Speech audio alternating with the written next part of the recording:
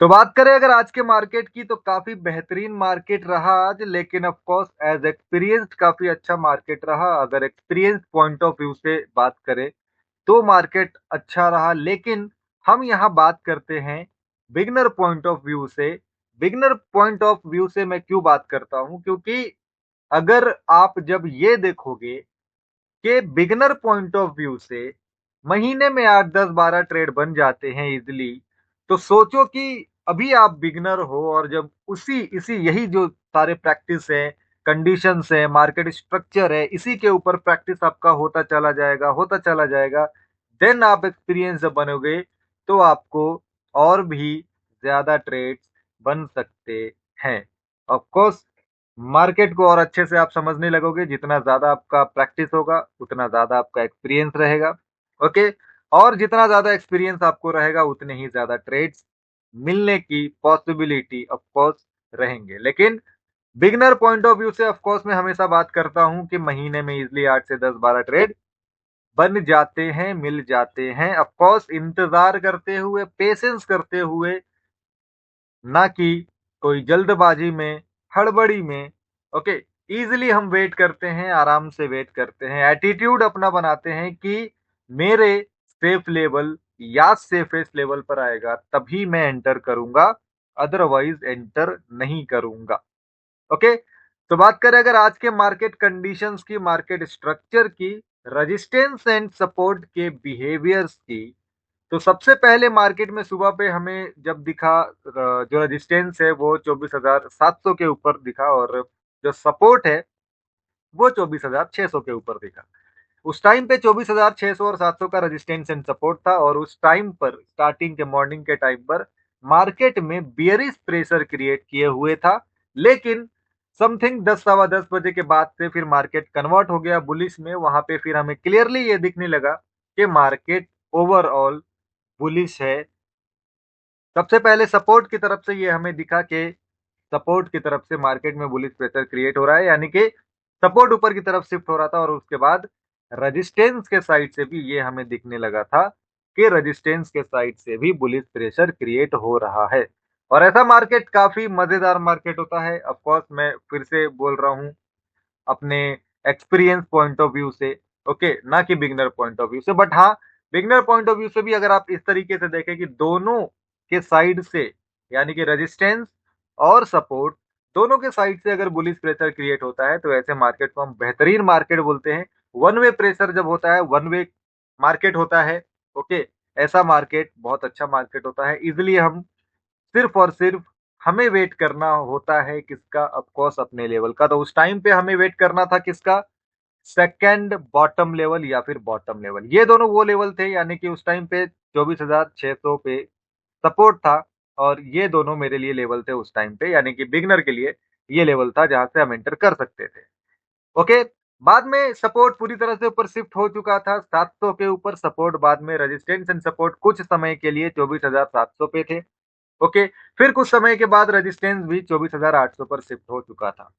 तो जब सपोर्ट 24,700 पर था तो उस टाइम पर हम वेट कर रहे थे किसका, कि मार्केट सेकंड बॉटम लेवल पर भी आए, तो उस टाइम पे ये सेफ लेवल है, वहां से मैं एंटर कर सकता हूं बुलिश ट्रेड के लिए, और दो लेवल का टारगेट रख सकता हूं इजिली। क्यों दो लेवल का टारगेट, क्योंकि रेजिस्टेंस भी बुलिश प्रेशर क्रिएट किए हुए था और सपोर्ट भी बुलिश प्रेशर क्रिएट हुए था, तो ऐसे में इजिली दो लेवल का टारगेट हमें अचीव हो जाता है।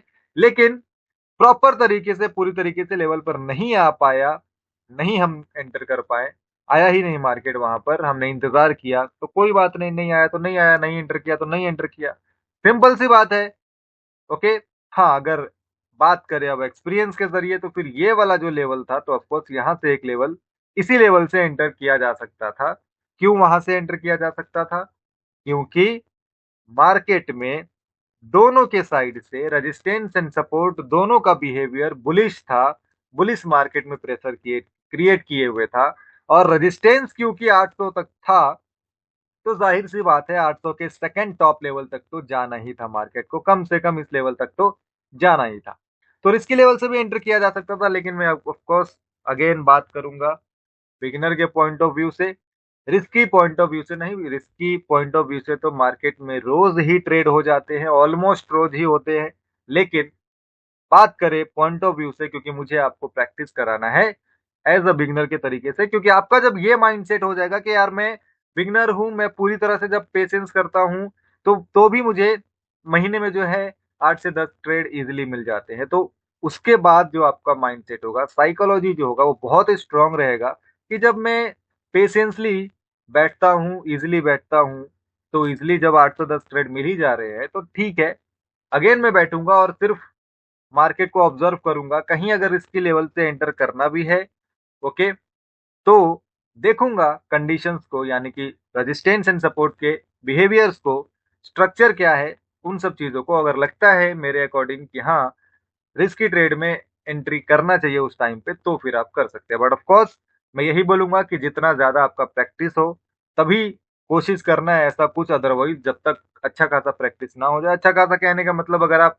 फुल टाइम मार्केट में बैठ रहे हो, फुल टाइम मार्केट को दे रहे हो, तो 2-3 महीना इनफ होता है। ओके, 2-3 महीने में मार्केट का आपका काफी कुछ प्रैक्टिस हो जाता है, काफी कुछ आपको देखने मिल जाता है। ओके, सो ऑफकोर्स प्रैक्टिस ज्यादा से ज्यादा करेंगे तो ही फिर आप ये सब ट्रेड्स एग्जीक्यूट कर पाएंगे।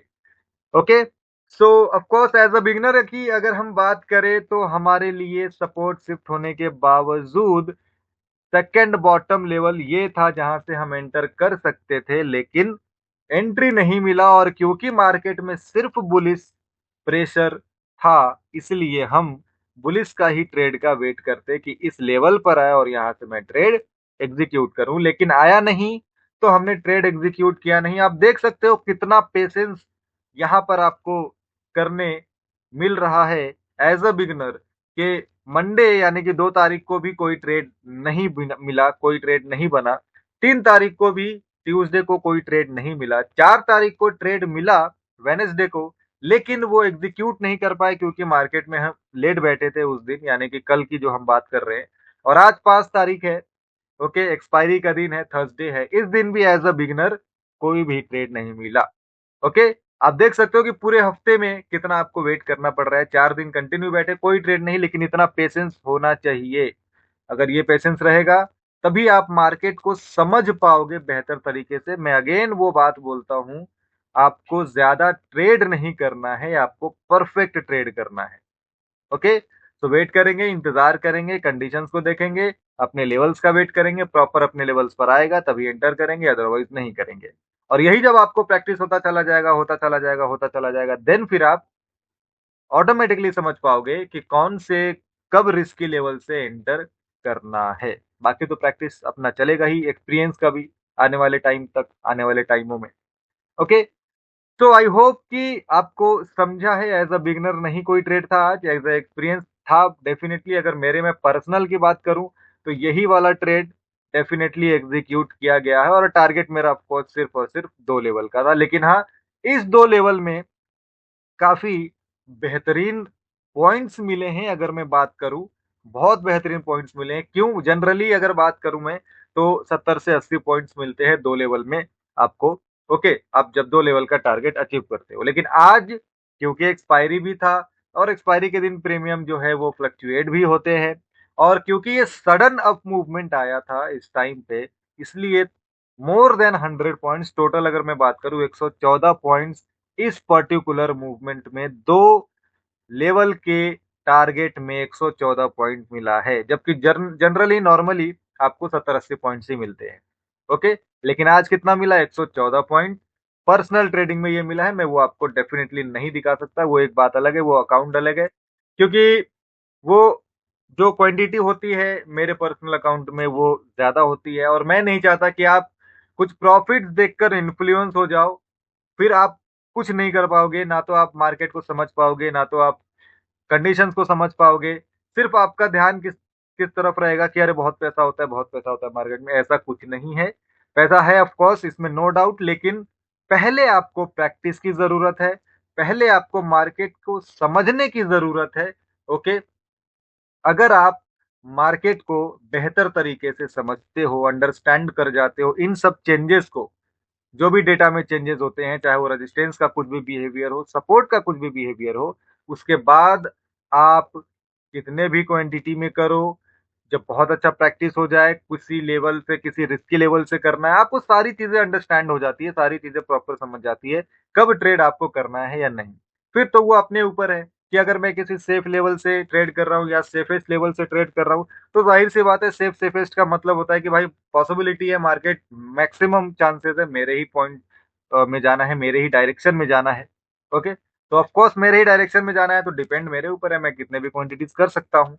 सेफेस्ट अगर लेवल है, सेफेस्ट लेवल कहने का मतलब मार्केट उससे ज्यादा कहीं इधर जाना ही नहीं है, वापस मेरे ही डायरेक्शन में जाना है, तो वहां से हम कर सकते हैं अपने अकॉर्डिंग जितना हमें, ऑफ कोर्स, बट जाहिर सी बात है, रिस्क मैनेजमेंट जितना ज्यादा अच्छा हो उतना ज्यादा बेहतर है।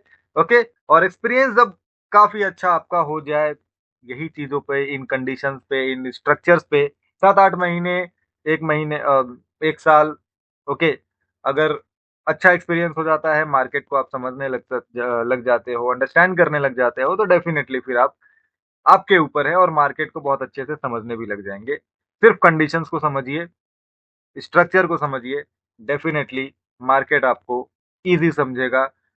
ठीक है, तो आज के लिए इतना ही, मिलते हैं नेक्स्ट वीडियो में, नेक्स्ट डे, और देखते हैं कि क्या फ्राइडे कल दिन है, क्या कल भी कोई ट्रेड हो पाता है या नहीं। As a beginner point of view, हम इस वीक में कोई ट्रेड कर पाते हैं, कल फ्राइडे है, होता है या नहीं होता है, या पूरा हफ्ता वैसा ही रहता है। ओके, तो इस वीडियो में इतना ही, मिलते हैं नेक्स्ट वीडियो में, टिल देन गुड बाय।